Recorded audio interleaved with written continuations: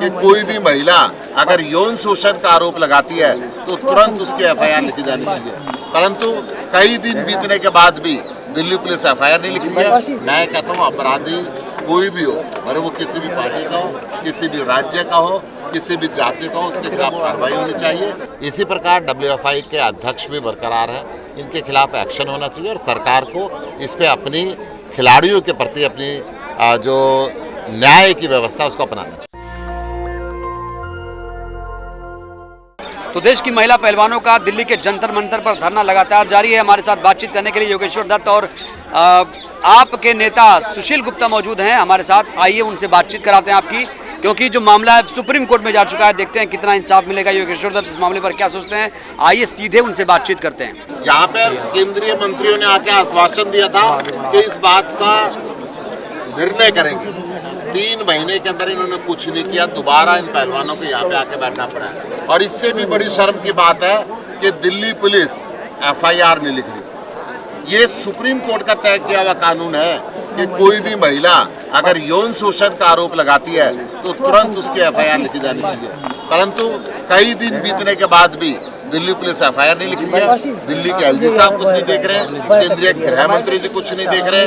मैं सरकार से अनुरोध करना चाहूंगा कि ये देश की इज्जत का सवाल है, इसको आप हल्के में ना लें। देश के जो खिलाड़ी हैं, देश के लिए जो मेडल लेके आते हैं, सारी दुनिया के अंदर हिंदुस्तान का नाम जो ऊंचा करते हैं, उनको मजबूर इतना ना करो कि उनके जंतर मंतर में बैठना पड़े, अपनी रातें यहाँ गुजारनी पड़े।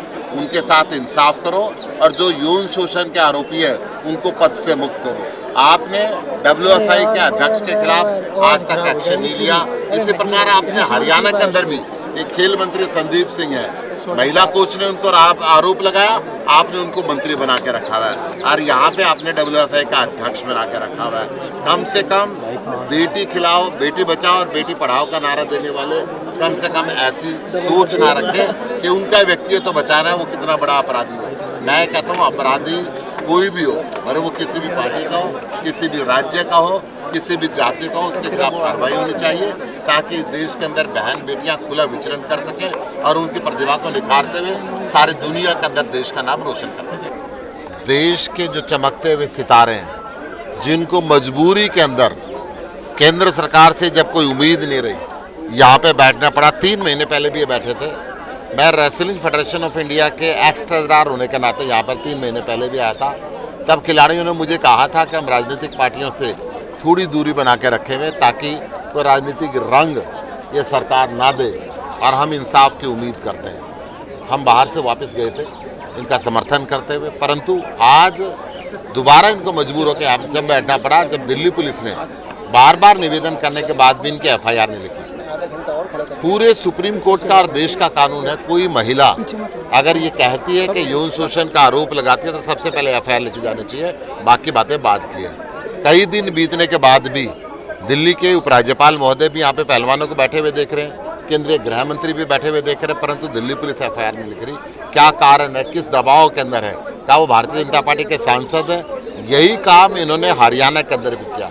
हरियाणा के खेल मंत्री के ऊपर हरियाणा की महिला कोच ने आरोप लगाया, यौन शोषण का आरोप लगाया। वो बार बार शिकायत कर रही है, परंतु आज तक वो मंत्री बरकरार है। इसी प्रकार डब्ल्यूएफआई के अध्यक्ष भी बरकरार है, इनके खिलाफ एक्शन होना चाहिए और सरकार को इस पे अपनी खिलाड़ियों के प्रति अपनी जो न्याय की व्यवस्था उसको अपनाना चाहिए। सर, आम आदमी पार्टी और कितना समर्थन करेगी? क्या और नेता भी आएंगे?